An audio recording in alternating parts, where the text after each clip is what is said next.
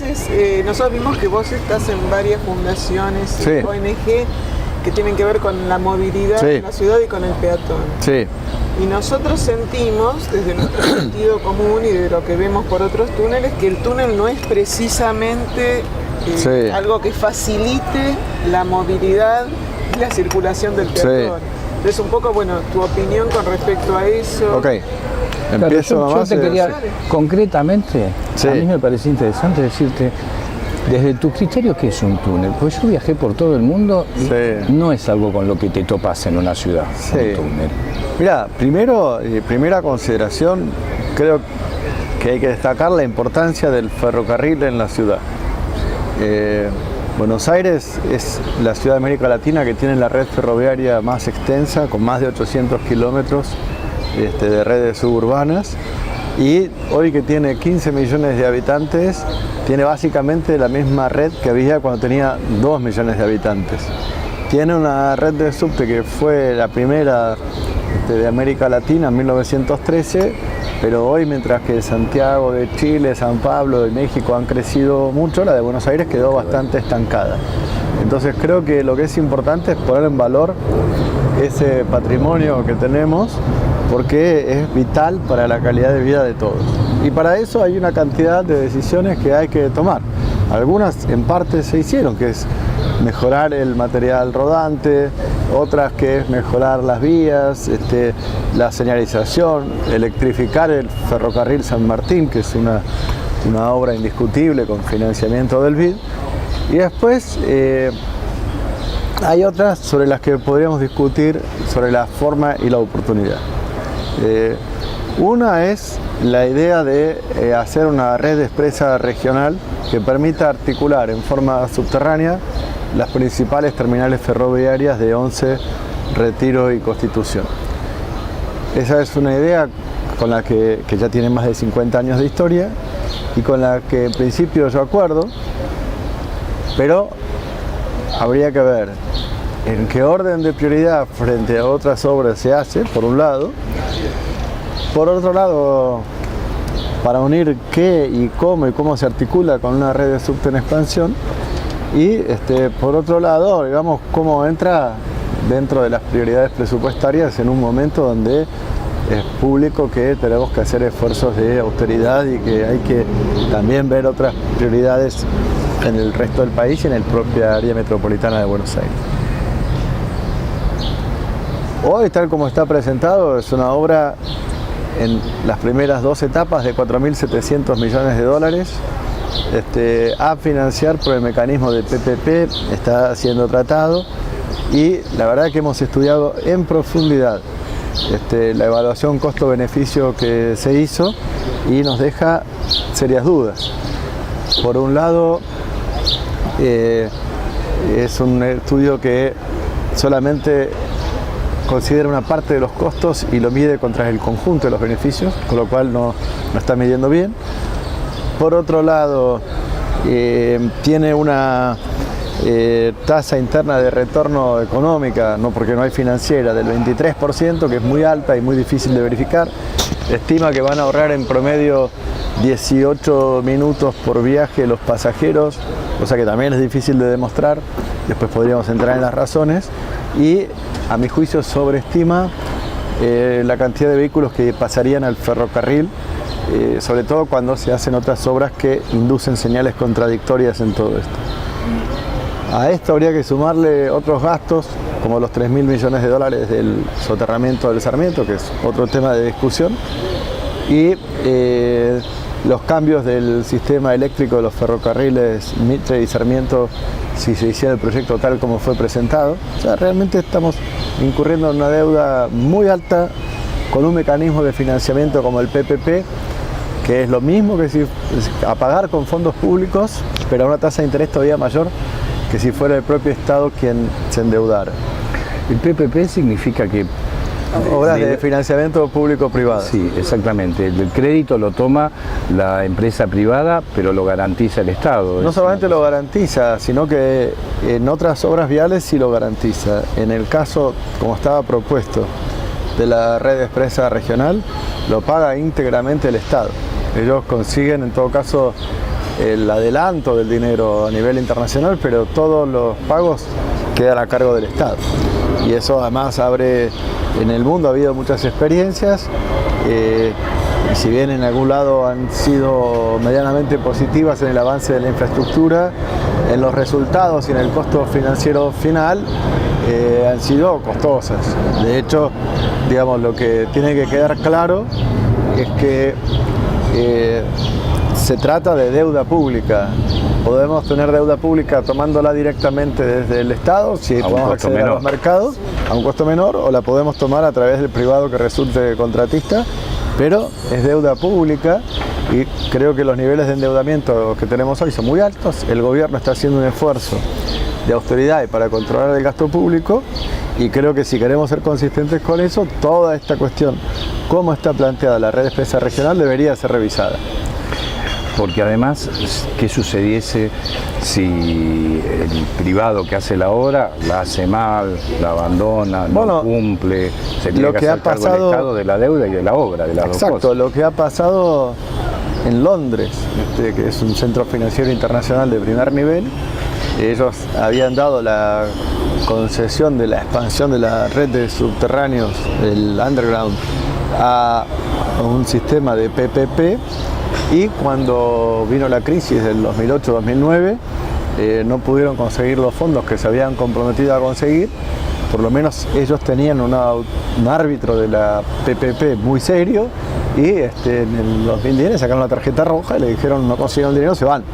Nosotros en general tenemos menos cultura de esas cosas, pero sí creo que tenemos que aprender de las lecciones internacionales. Sí. Después se hizo cargo la propia ciudad de Londres con London Transport, y ahí habría otra discusión que me parece importante en un momento donde se está discutiendo con todas las provincias, es si quien tiene que hacerse cargo de una obra en la Ciudad de Buenos Aires, para la región metropolitana de Buenos Aires, es el Tesoro Nacional, o si correspondería que de la misma manera en que se ha pedido que haya un mayor esfuerzo por los costos de los subsidios en el gobierno de la ciudad y en el gobierno de la provincia, que también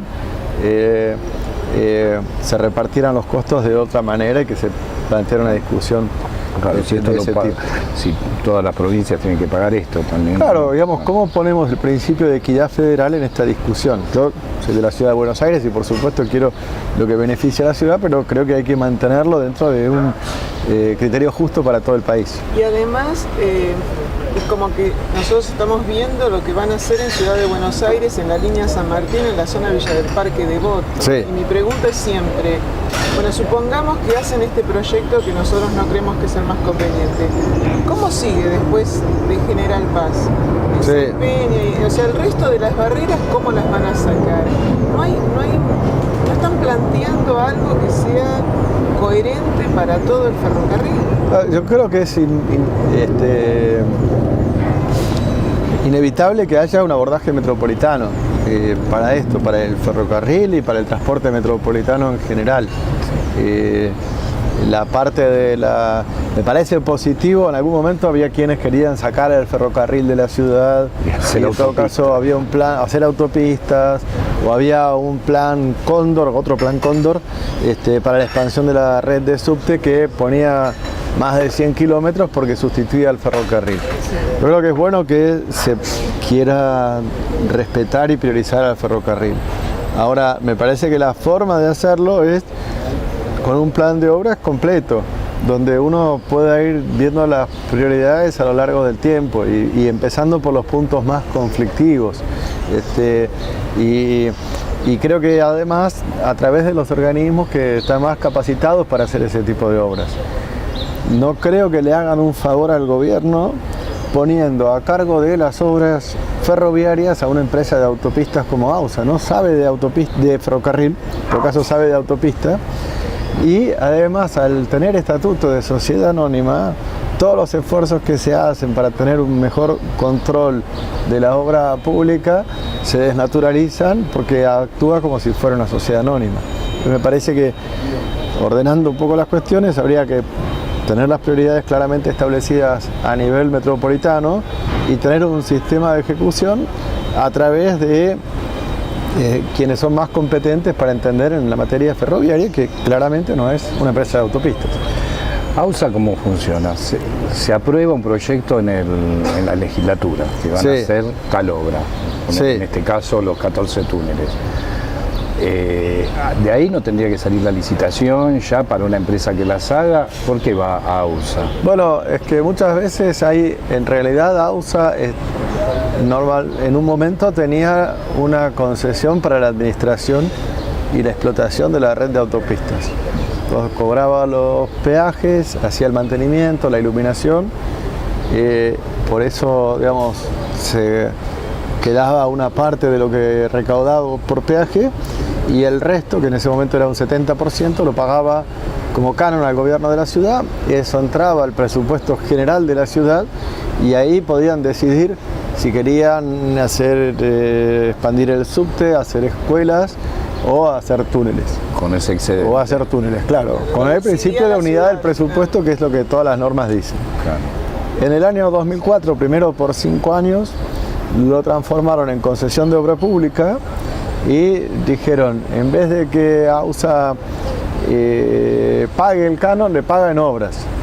Y las obras que había quedaban con una cierta discrecionalidad del Poder Ejecutivo sin que la legislatura pudiera intervenir completamente.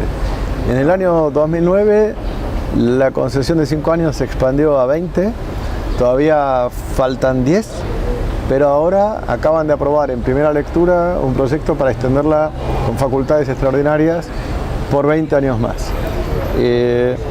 Entonces ahí, cuando muchas veces los proyectos se presentan y llegan a la audiencia pública, ya están prácticamente terminados, de hecho en algunos casos con licitaciones llamadas, con lo cual se pierde mucho del aporte que podrían dar los vecinos, y la legislatura queda limitada en sus funciones de decidir las prioridades y votar el presupuesto.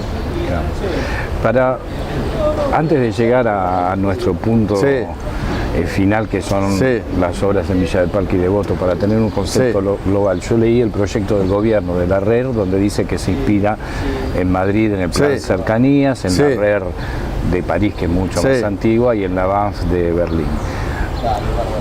Quería consultarte, usar tu conocimiento, porque por lo poco que yo vi, noté que es un concepto distinto. Como me da la idea de que hay unas centrales, en el caso de París son 6 las centrales, en Madrid está centralizado en una en Atocha, y también en Berlín en una, pero es como que hay un primer anillo conectando las vías de ferrocarril, ya sea o a través de los subtes en general, en el caso de Berlín también de tranvías, y después un segundo anillo y después se van para afuera. Mientras que acá yo no le veo similitud, parece que todo se concentrara en el centro para después salir para otro lado. No veo que sea un proyecto con el mismo criterio, que arme anillos de conexión y facilite que yo de Devoto pueda ir a Villa Urquiza, por ejemplo.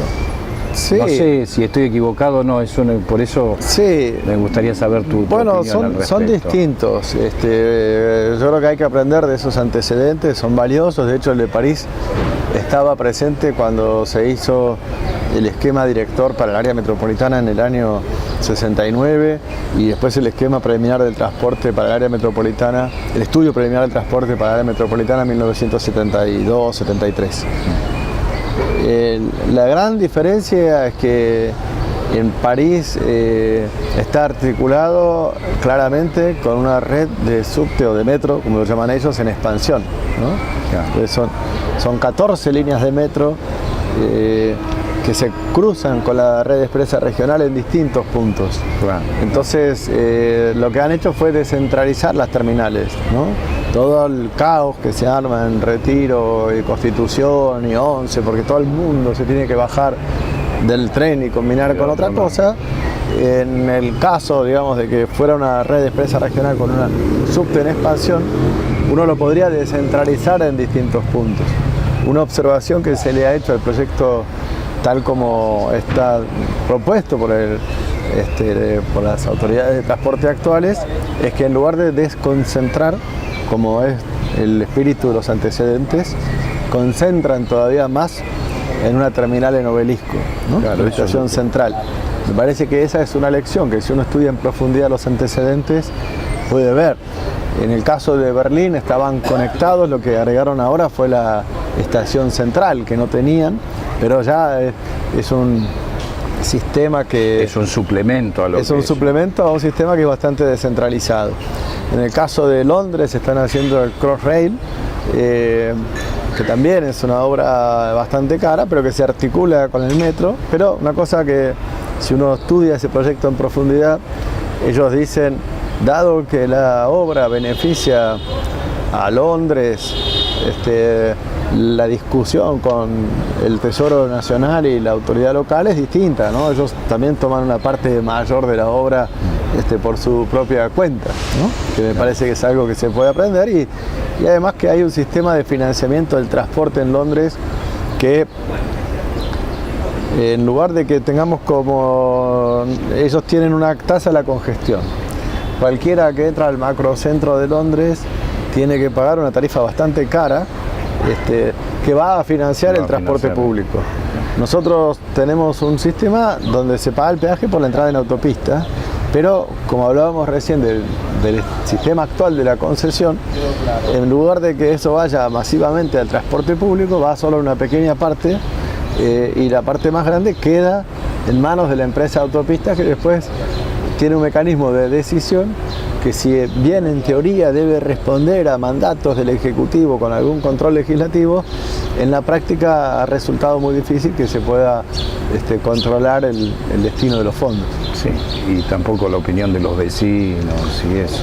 Lo que pasa es que, digamos, si ya en este caso se hace difícil para los legisladores que tienen como mandato constitucional votar el presupuesto como ley de leyes y en el artículo 84 de la Constitución dice que las facultades de la legislatura son indelegables, imagínate a un vecino.